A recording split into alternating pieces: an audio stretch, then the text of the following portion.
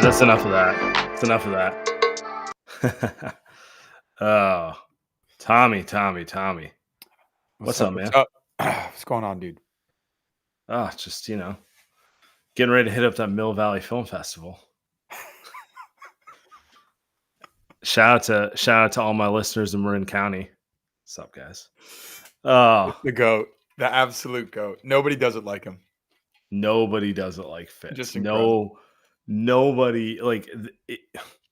I feel like the company man is like of a generation before us. Like the idea of like I'm gonna go find this company and be like their most loyal soldier until I die. Yep. Fitz, I mean, I would take him on my team any day of the week. North Korea is jealous of that propaganda that he ran tonight. Just world-class stuff from our guy.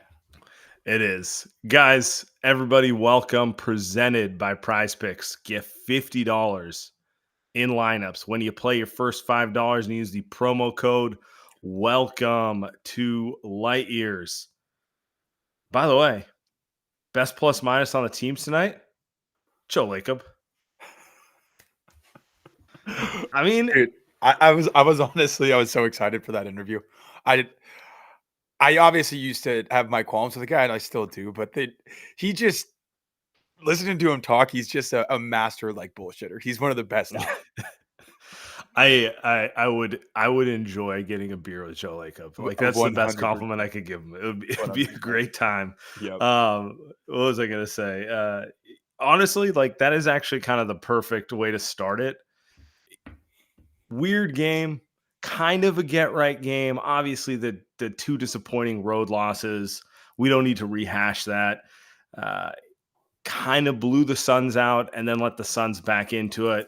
And then it was just like kind of annoying the entire second half. Like, what was it? Basically a 10-point game the entire way. Like, anytime you felt like the Warriors were going to put them away, the Suns get it to 8, get single digits, get right there, but they never really threatened the game.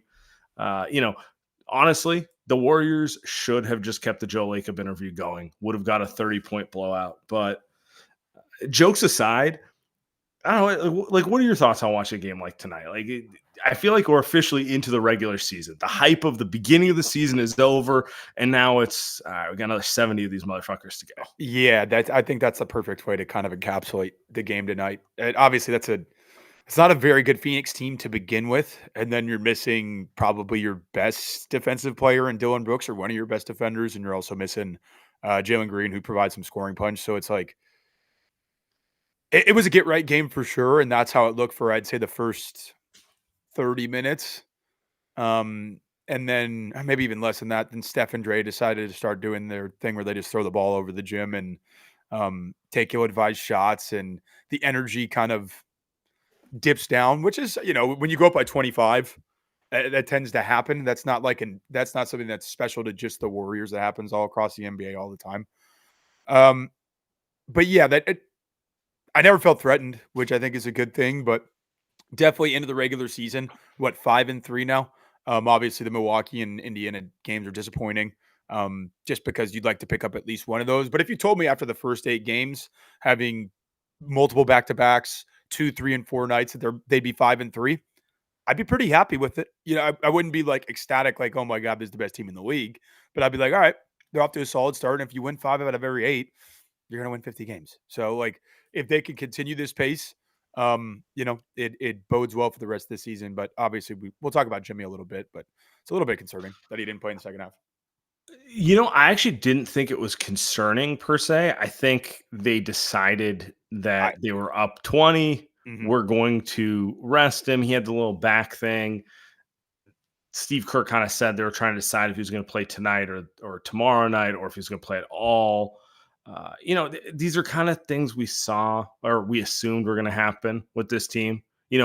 Coming into the season, I had 65 games. Like if Jimmy hit 65, I'd be thrilled. Oh yeah. And through the first 7 games, been healthy, but like you knew it was going to come at some point. And I think the bigger takeaway is you just see how mediocre they are when he doesn't play. Totally. Like Steph, Draymond's Draymond.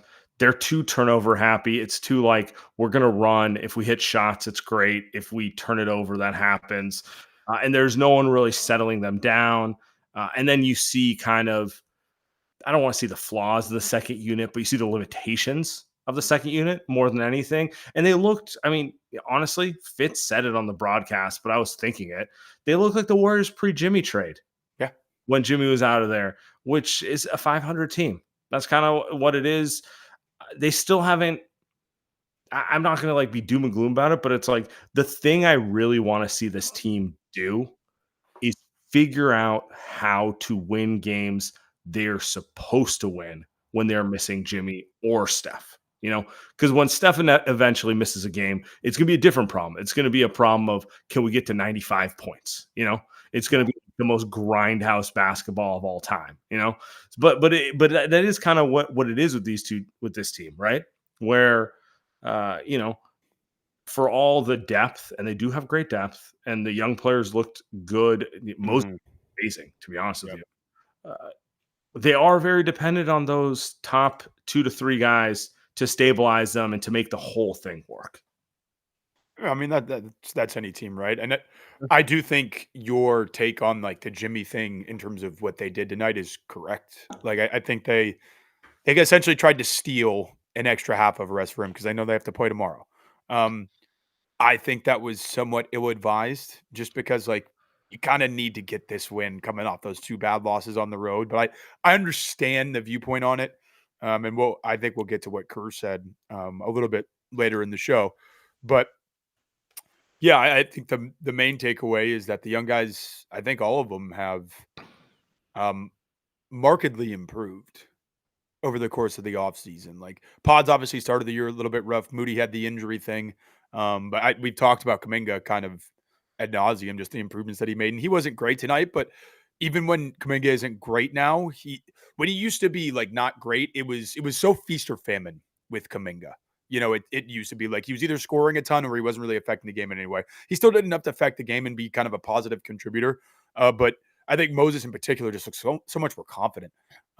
Being a part of that starting lineup to end last year, he must have had a really good offseason. He's shooting the ball more confidently and quicker than I've ever seen. I don't know if he's going to continue to shoot it at this clip, but they're going to need this extra 60% from 3, probably. Yeah, I kind of doubt that's going to continue. But they're going to need this extra scoring punch from the young guys, and they're just going to need their energy on so many of these nights during the regular season. So I think that's the positive thing you can take away from Jimmy not playing the second half is that they didn't totally crumble and fall apart. Whereas, even a year ago, they might have if that much was on the young guys. Yeah, I mean, I think tonight was Moses' night, but I can make a case for one of the 3 at any of the games this season so far. Like Kuminga obviously had the hottest start. I think Pods has been really good the last few games. Tonight he was like fine. I didn't think it was special or anything, but he's fine. But tonight the story of the game was Moses Moody, just flamethrower. To your point, he's always been able to shoot the ball, but like quicker, more confident. Really looks like a 40% like movement shooter now. Yeah. Which like in previous years it was you saw he could do it, but it wasn't consistent enough. And that's kind of how I see all 3 of them, to be honest with you. Like I like all 3 of them. I think they all bring different things. I don't think any of them are franchise players. I don't know if any of them will be those guys, but I know they're all beyond that like first couple year malaise that young guys go through. Like they can all help, not just the Warriors, they can all help any team in the league at this point. Like Moses Moody can play in any rotation. Kuminga can play in any rotation. Pods can play in any rotation in the league. And I think that's kind of the evolution we've seen from them at this point, which is they're no longer like young second timeline. They're now rotation players in the NBA. And honestly, rotation players with upside because they are young, because they are improving, because there is a realistic chance that in the second half of this season, one of those guys has a leap because development's not linear, all that's kind of on the table. So, I think this is what they thought was going to happen with the 2 timeline plan. Maybe it would have happened faster if they drafted guys who are a little farther along developmentally, you take like a 3-year college guy, like a Trey Murphy, or instead of a Moses Moody, but that's in the past. The point is they're here now and they're ready to do that stuff now. Yeah, and I think that's probably the most encouraging thing from the early part of the season, and officially, what, 10% of the way through the season, Yeah. you can say, 8 games. So I think out of the first 8 games, the main takeaway is that, okay, Steph's been a little bit up and down. He's had kind of, I think he showed you the necessary ceiling, against obviously against Denver and a couple other nights where it's like, all right, he might not be able to do it as often, but he can still get to that level when he absolutely needs to when he locks in. It's just going to be more rare. Jimmy still looks like Jimmy. I think Jimmy's looked fantastic for the most part.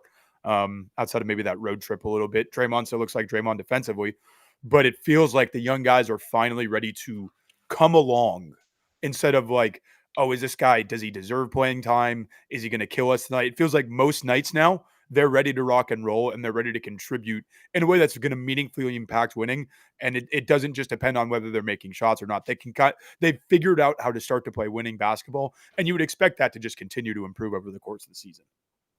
I also think tonight was the coaching staff wanting to see if guys could do it without the training wheels a little bit. Interesting. And it was a little up and down. Ultimately they got a double-digit win. Like, you can't complain about it, but if Jimmy plays the whole game, they probably win by 25. Yeah. They probably come out in the third quarter, they get up about 30, and the starters don't have to see the floor in the fourth quarter. Or like maybe they see the first 3 minutes and they get pulled off. Something like that, right? Like, that's what would have happened. They made a calculated decision. We're not going to put Jimmy out there. We're up big enough. We should be able to handle this. And it's still a work in progress on that front. And I think that is the thing I'm most interested in seeing how it develops across the season, because I do believe in this team's ceiling if everyone's healthy. Like, I think a fully healthy team with Steph, Jimmy, Draymond, they can win the West. But the issue we're going to run into with them is, can they stay healthy for 2 months in the playoffs? And the number one way for them to stay healthy for 2 months in the playoffs is young guys being able to carry more of the load in the regular season. And so it's still work in progress. They are better. They are getting better. I think they're progressing at a very normal rate. Like, no complaints about any of it on that front, but they are going to continue to have to progress because, Steph and Jimmy, like we keep saying, I need them on the 65 game plan, not the 75 game plan. I need them playing 32 minutes a game in the regular season. You push it against Denver, but like on an average night, maybe it's closer to 30. Like, just all those things that lead to them having a little more juice in the playoff start. So, hamstrings aren't getting pulled at the beginning of the second round. Like, I don't know. It's something we haven't said before, but like, when you're looking at it from like a big picture view, those are the things I'm looking at, because it's a long season. Yeah, and no, I think you hit the nail on the head. There really isn't like a ton to add to that. They need these young guys to continue to progress. And the main takeaway, like I said, has just been they look ready to begin taking that step, if nothing else. Which is, I think, maybe it's the first time I've really felt confident in saying that. You know what I mean?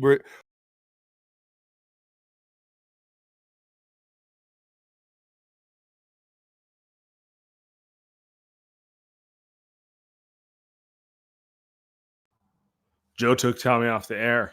What just happened there? What happened? Joe didn't like what you were saying, dude. I'm finally pumping up the second timeline, and Joe's just nixing me. That might have been me. Sorry. Yeah, that's all good. Yeah, I just think it's the first time I can confidently say, all right, looks like these guys are ready to take the next genuine step as NBA players, and it doesn't feel like I'm wish casting or just kind of like throwing shit at the wall and hoping it sticks. Like, they seem like they're ready to be legitimate NBA players who could, let's say, looks like somebody just dropped in the chat, Steph has a cold that's getting worse, and it sounds like he might not even play tomorrow. Let's say they rest Steph and Jimmy and Draymond.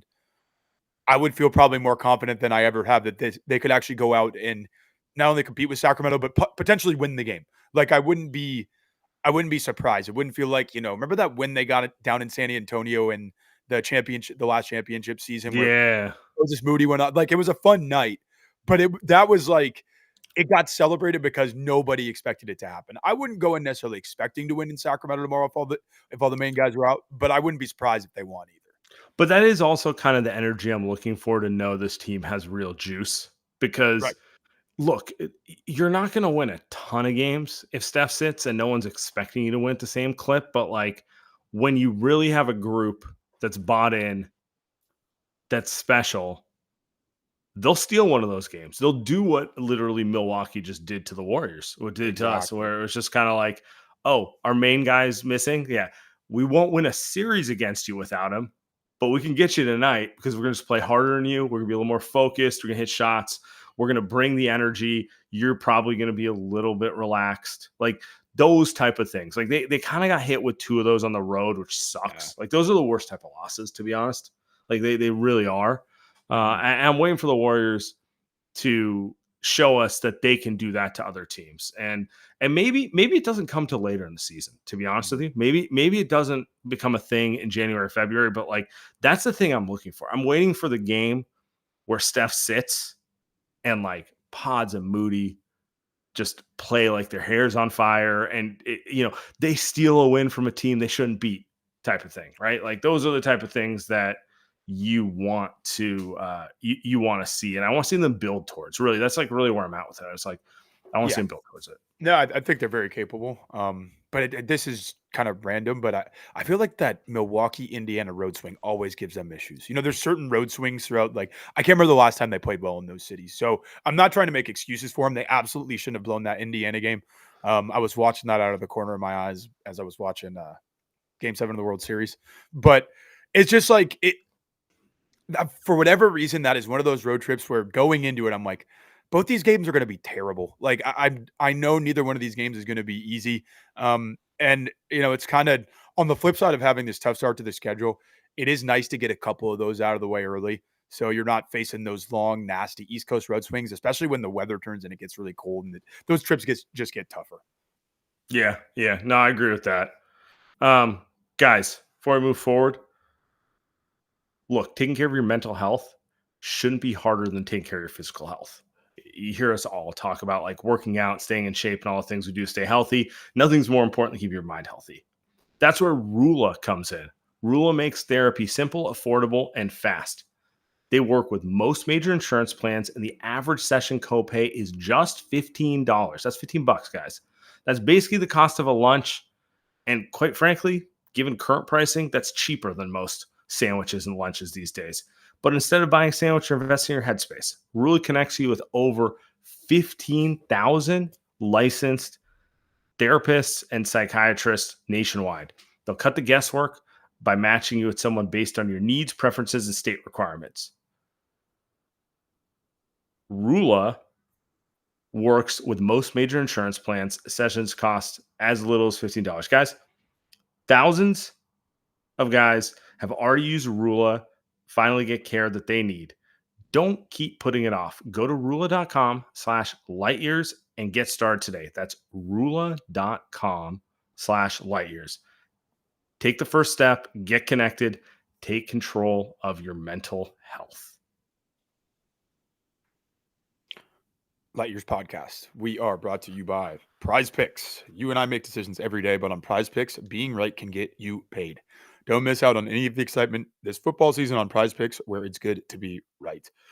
Make your picks in less than 60 seconds to turn your sports stakes into real money all season long on Prize Picks. Prize Picks is the only app that offers stacks, meaning you can pick the same player up to 3 times in the same lineup. I usually like to start my early weekend with some Thursday night football action on Prize Picks. Looking at Brock Bowers, it's kind of a disgusting game. Denver, Brock, Vegas. Brock Go ahead. Bowers is fucking sick. He's unreal. If they ever get a real quarterback, he might put up the greatest tight end year of all time. Yeah, I mean, I think he already. They also might never get one. Didn't he technically already have it in terms of receptions? He's ridiculous. So Yeah. I'm just kind of looking at his stuff for tomorrow. His receptions is 6. I think that's an easy more. Touchdowns 0.5. Go more on that. And if you're going to do those two, obviously you got to throw in the Geno more than 0.5 passing touchdown. So I think if I'm going to play something on Thursday, that's what I'm looking at. The app is really easy to use. To create a lineup, all you have to do is pick more or less, like I just talked about, on a few player stats for your shot to win. So download the app today and use code LIGHTYEARS to get up to $50 in lineups after you play your first $5 lineup. That is code LIGHTYEARS to get up to $50 in lineups after you play your first $5 lineup. Prize Picks, it's good to be right. I feel like I should have played the Autumn Wind when you were saying that. Just sorry. Like the Raiders are very sad, but the brand is strong. It's always strong. There's nothing. There's just you hear the Autumn Wind, and you just immediately get hyped. Mm-hmm. You want to believe. I want to believe. That's how it is with them. Absolutely. Okay, I wanted to talk about the center spot real quick. Sure. So Al Horford didn't play tonight, and we knew this. He's not playing on back-to-backs. The obvious move, if you're going to play him in one of these two, you want him against a bonus. I thought Quentin Post played really well tonight. This is what you're hoping for Quentin Post. And TJD gave him some solid minutes. But, yeah, like in general, we get more comments about this than anything. How are you feeling about this team's big man rotation at this point? You comfortable with it? Like, because there's always the Draymond at the 5. They've done that, honestly, half the games as a starting lineup. We know it works. I mean, I like what I've seen from Post in a lot of ways. Obviously, he's an incredibly confident shooter. And that just it helps juice the offense so much, especially with the current starting lineup where Jimmy, Dre, and Kuminga really aren't going to be guarded. But being able to kind of pull the 5 away from the basket, and it's not just pulling away, like he makes them at about 40%. Like when he shoots, I think it's going in. But and he's I think he's gotten better as a rim protector. Just positioning, and he's obviously very smart. He battles, but at the end of the day, you gave up 16 offensive rebounds to Phoenix. It really felt like there was a stretch of the game there where they couldn't get a rebound. And if there's one thing that QP really struggles with, he doesn't have the best hands on the interior. And so I don't know if that's a timing because he obviously, I don't think he has bad hands in general because typically if you have good touch, His touch, yeah, right. If you have good touch, you typically have good hands. It's not a 1-to-1, but like that's how it typically works. So it could just be a speed and the timing thing. But it just seems like he bobbles a lot of rebounds. He doesn't, and that could be a strength thing too. So I don't feel the most comfortable with it, especially because Al hasn't looked fantastic. Isn't that the big thing? Yep. That's the big thing. Yep. I'd feel a lot better about this if I got the Al Horford I thought of in my mind. Sure. And maybe we're gonna get it going forward, but like I don't know. I was talking with Andy on the last episode. I'm not at concern levels with Al yet, but the alarm's raised a little bit. Like certainly I'm thinking about it. Yeah. If this is what's going on in 10 games or 5 games time, then it's an official concern for me. And I think he didn't play tonight, and you know what you're going to get when he doesn't play. But if he's not able to give them kind of like competence for 20 minutes a game, I think that radically changes everything in the front court. Because to your point, QP's awesome as a stretch big, and ideally as a backup or matchup-based stretch big, right? Yep. So, that works if you got Draymond and Al as your kind of doesn't matter the matchup.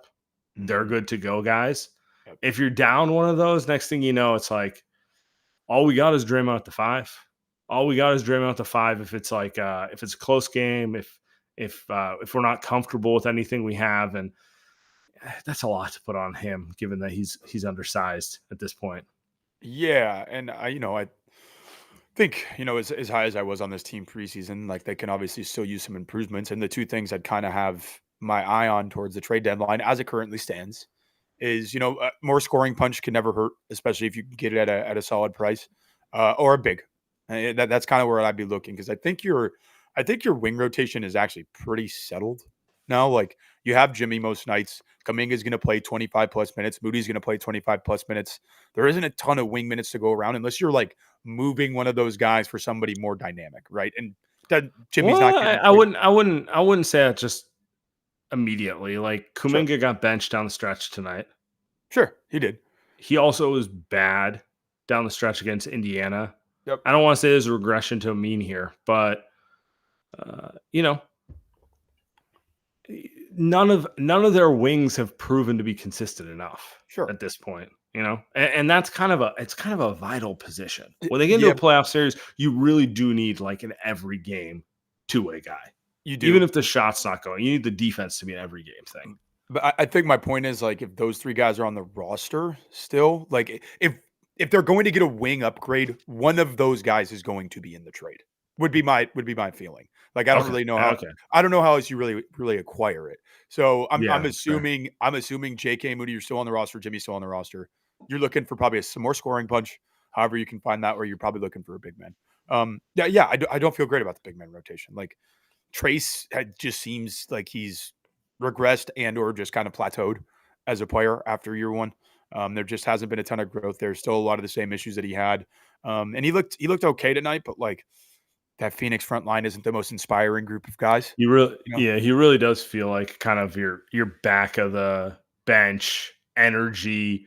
No one's playing. Let's throw him out there. He's going to no. play hard type of guy. Not like an every night rotation guy. Yeah, and as that, I think he's totally fine. I'm not saying I don't think he has a place in the NBA. I think he can absolutely have a nice career, but he's not somebody I want to rely on for 82 games at this point, and unless something radically changes with the way he's playing. So yeah, I mean, if there is, I guess, one spot of concern that could be definitely one of the things that you point to for this team as a spot of potential improvement, or just something that to monitor over the next couple weeks here as we get deeper into the season. Yeah, yeah, no, that makes sense. Let's get to some callers on the other side. If people want to call in, if you're watching on YouTube, join the playback chat, and if you're on playback, request to speak down there if you want to call in. But before we do that, I want to tell you about Body Spec real quick, guys. You've heard me talk about Body Spec for years. The number one way to get yourself back in shape is to be honest where you're at. The number one way to do that is to see where your body's at. And to do that, get a DEXA scan. So, what's a DEXA scan? It's a highly accurate method of measuring your body's composition. You know, it's not the 1950s. Standing on the scale is not good enough for saying where you're at. You really want to get a scan, see what's going on in your body. So, what DEXA scan tells you is everything that you want to know, body fat percentage, lean muscle mass, visceral fat, the fat around your organs, are the things that really tell you what's going on with your body. And what I love about our friends at Body Spec is they've made it affordable for everyone.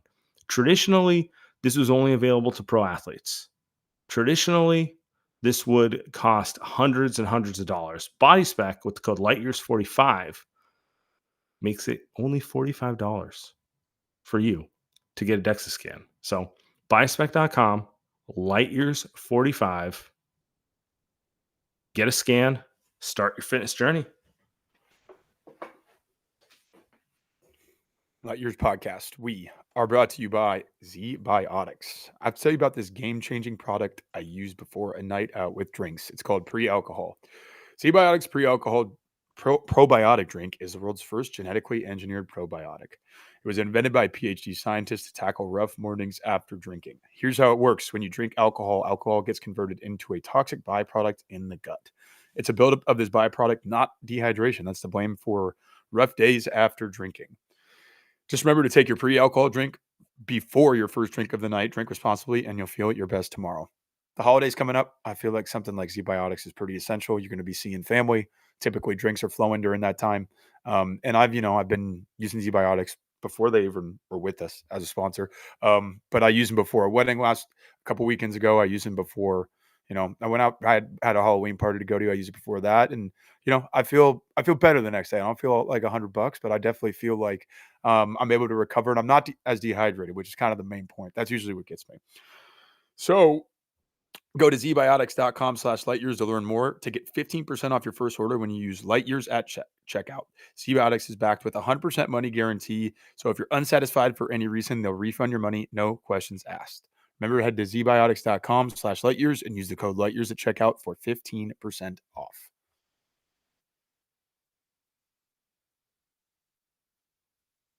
Muted. Saying it's about to be Z-biotic season. There we go. There we go. All right, let's get to the goons. Got a few people who want to call in on this nice Tuesday night.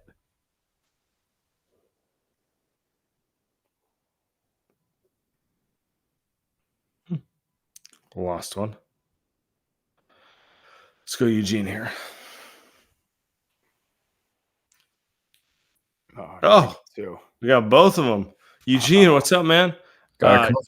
Jay Larson, we're gonna get to you next. I'm taking you off the stage, but request to come in. Okay. What's up, boys? What's going on? Hey, Tommy, congrats and screw the Dodgers at the same time. Just wanted to I appreciate it, bro. Yeah, but what a mid-win! Like, but with this age, that's the perfect way to put it. It's just a fact. Yeah, but we'll take it. We'll take it. Steph had a cold, but it's just one of those games where you realize, like, man, he's getting old. I want to appreciate it, but he had a cold. We get it, but he got blown by. He was missing like layups at the rim, so it was a little sad to see. But we'll take any win we get. My only two thoughts is like, we love connectors, one of our favorite vocab words as Warrior fans. And when I see this roster, there's that one lineup he threw at the end of the third when he was just pissed. It was like Pat, Pods, and just three other young guys. Gee. Yeah, connector of connectors, And I just saw that lineup and I was like, well, these guys are just connecting to other connectors, man. Like, what are you connecting at this point? So, like, I think Tommy mentioned it. Like, I would really like a scoring punch at the trade deadline. Like, Pods, the second thing I was going to bring up, Pods has been getting on my nerves where he does this thing where he'll shoot too quick or dribble. He's not going to shoot. And then the defense knows he's going to chuck like this last second shot that's not going to go in. So I think even for Pods, it will help. And like, with Pods, I'm getting a little more concerned about him, especially him calling himself White Shohei. I don't know what you think about that, Tommy. Would love your thoughts on that. But like realistically, I like Pods. I just don't. He's a type of player. If Kerr he's going to overuse him, And I'm just like, it's to a point where I'm like, I don't know how I feel about him. I'd feel fine if we were able to trade him. I don't even know what his value is. So he is a connector though. So shout out to him. But most of my thought mid-win, but hey, it's November 4th. We'll take it. And I need to ask both of you guys. Is Pods a better baseball player or is Shohei a better hooper? I would say Pods is probably a better baseball player. We know who's the better gambler though, Tommy, right? Hey man. Prize picks. Look. Hey, I don't I don't necessarily condone what Shohei may or may not have done. All alleged. It was his interpreter. But at the end of the day, MLB investigated, found no wrongdoing. Manfred said he was innocent, so I'm sticking with that story. Fastest investigation possible. Just NBA's on a 24-month investigation of Rozier, but Shohei got cleared in 48 hours. Yeah, dude, you got to do what's best for the bottom Honestly, maybe that's why the MLB is on the up and up. They got better investigators. Outrated the NBA Finals, 25 million, whatever the viewership numbers were. Baseball's back, baby. All right, Jay Larson, what's up, man? Unmute yourself. Should I unmute you? Can I unmute you? I don't know if I can unmute you. No, I can only mute you. That's bad.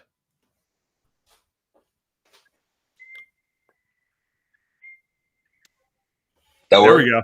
Hey, there we go. Hey, I don't know what the hell I'm doing here, obviously. All good, brother. It's all good. Hey, good game tonight. Happy to get a TJD game like that. Gonna need those 10 times this year where TJD comes in and he's just sounds about right. Grabbing offensive rebounds and doing putbacks and whatnot. Like, that wasn't really there last year. He just didn't have it. It was kind of weird, but we're gonna need those. I mean, yeah, I agree in a certain sense. Like, Al's obviously going to miss. What would you say, Sam? Al plays 60 games around? If we're lucky. Sounds great. Yeah. Yeah, right. So, yeah, I mean, you're going to. We know he's not playing the 15 back-to-back, so that puts him at 67 right there. Yep. Throw out a half dozen. Yeah, 60 sounds great. Yeah, and I mean, that's kind of what Sam and I just talked about is like, I like the energy that TJT brought. He's just so limited. And the fact that he looked fine. I don't think he looked terrible by any means. I thought he'd give him solid minutes. But that's not a very good Phoenix team. Like if Al is not going to be what we hoped or expected, at least in terms of regular season. I think he could still be a vital part of their playoff rotation. There we go. I think he'd still be a vital part of their playoff rotation. But maybe he's just not gonna be ramped up in the regular season until January or February.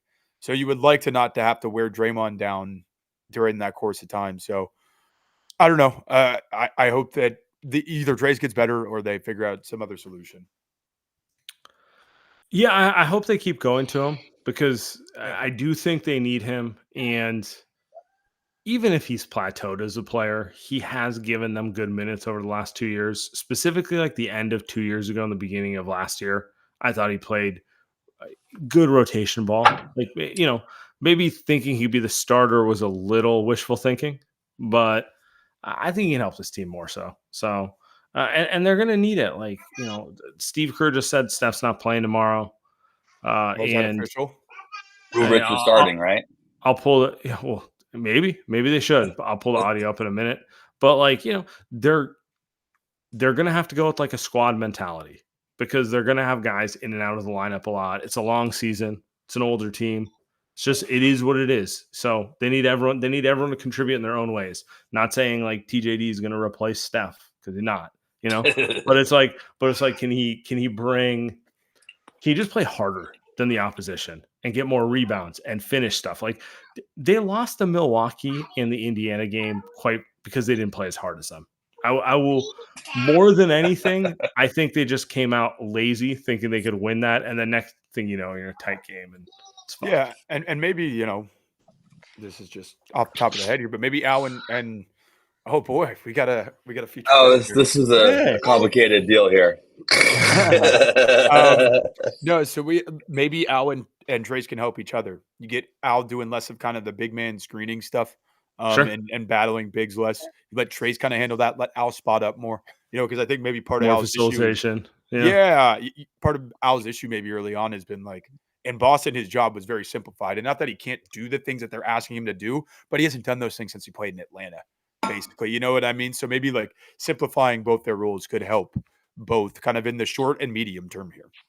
Yeah. All right, Thanks, man. guys. Appreciate it. Appreciate you. Have a great evening. Yeah. Appreciate you listening. I'm going to pull this audio up real quick. Cool. Oh, for sure. Yeah, he's wiped out right now. So I don't care what the doctors say. We gotta get him some rest. So I'll make the decision right now. He's not gonna play tomorrow. He needs some rest. He's been sick. All the travel, everything. It's just caught up to him. So hopefully, getting some rest, and hopefully he'll be ready to go for Denver. And Jimmy, was that precautionary, or was that something that's happened again? Yeah, I mean, he was questionable for a reason. He felt like he could go, then he tweaked it a little bit, so we took him out. So he's questionable for tomorrow as well. Draymond, do you think Draymond will go with y'all? We'll see. It's we have to assess where he is as well, but we've got a great challenge ahead to go try to win a game shorthanded, and I'm excited for all the guys who are going to be playing tomorrow. Steve, have some gamesmanship. Don't announce that Steph's not playing until like you can catch them completely off guard. That's what Milwaukee did, Des. Yeah, that's what Milwaukee did. The Lakers kind of did that yesterday. I think it was yesterday to Portland. Yeah, there seems to be some type of like competitive advantage to that. There is. You know what the advantage is. Yeah, totally. You spend all day thinking, game plan for Steph, which is a very unique game plan. Mm-hmm. And then you find out at 6 p.m. he's not playing. One, you're just naturally going to relax. You're not quite as paranoid about pods coming off of a pin down as you are like Steph or something. You know what I'm saying? And then two, it's such a different game plan. Like we saw in Milwaukee. Like Giannis is a monster. They probably had a very custom, specific game plan for dealing with him because he's a 1 of 1 in the league, right? Now he's out of it, and they're just running a traditional pick and roll offense with Ryan Rollins.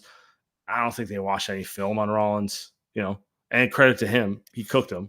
But you know what I'm saying? Like, you catch them off guard, that's how it goes. So now Sacramento knows. Now Sacramento knows they're about to get the struggle offense. Yeah, I want to say I was listening to Plus Minus or somebody. I think it was Plus Minus, and they talked about how essentially the Warriors had to go back and scrap everything during that. Like obviously that's what they had to adjust their game plan with 30 minutes left before the game, because they thought Giannis was playing. So to go along with that, I feel like the NBA has to put some guardrails on that type of stuff. Like you shouldn't be able to say a guy's out 30 minutes. You know what? Like stuff does happen, but like. He was questionable all day, and then you just rule him out. It was probable. That was the real issue. Right. He was probable 2 hours before tip off. So it was like one of those where you're just like, come on. You know, if he was questionable, then it would have been like, yeah, prepare either way, but probable. Yeah, you're thinking he's okay. But no, it sounds like we're gonna get maybe the first non-Steph, non-Jimmy, non-Draymond game tomorrow. I would think they probably hold those guys out, and they figured let's save them for Denver. A little bit encouraged, honestly, that Steph might have been sick throughout the course of the road trip and ended today. Just kind of explaining why he's looked a little bit lackluster. Yeah, the Indy game was just bad. Right. I thought against Milwaukee he was fine. That was obviously first game of a road trip. But Indiana was like, is he okay mentally? So is it over? Is it all over? Nah.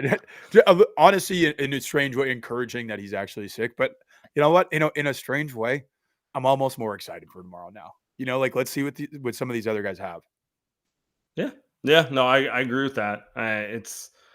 It's a long season, and like to me, this is actually going to be the bigger litmus test for this team. They're going to need to figure out how to survive these type of games. I don't expect them to win 75% of them. I need them to not lose 75% of them. Give me a 5-6 record when Steph doesn't play. Give me something like that. Sure. I'm not asking for the world. I'd take that.